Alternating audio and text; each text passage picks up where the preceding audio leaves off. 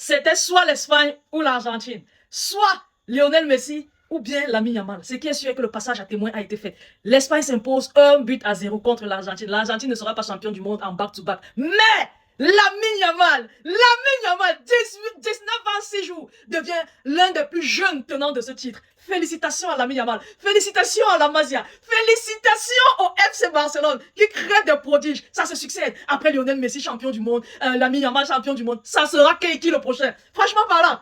Sinon, le match a été bien maîtrisé par toutes les deux équipes. Aucune équipe ne voulait vraiment trop s'aventurer au risque de se faire punir derrière. Ça a continué comme ça jusqu'en prolongation.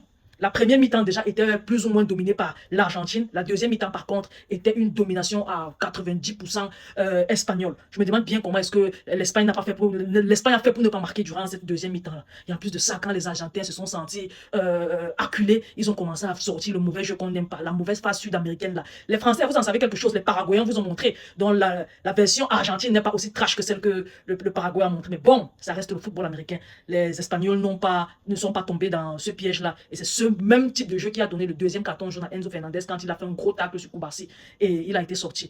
Depuis son élimination, l'Argentine a pris, l'Espagne a pris le contrôle total du match. Et il n'y a que après le but de l'Espagne que l'Argentine a essayé d'aller égaliser, comme ils font toujours à la fin du match, mais cette fois-ci, ça n'a pas pris. Sinon, le match a été joli, le match a été bien, le match a été, comment dire, divertissant. Et ce qu'on retient, c'est que l'Argentine manque de justesse en temps, comment dire, temps supplémentaire. Temps non, en prolongation.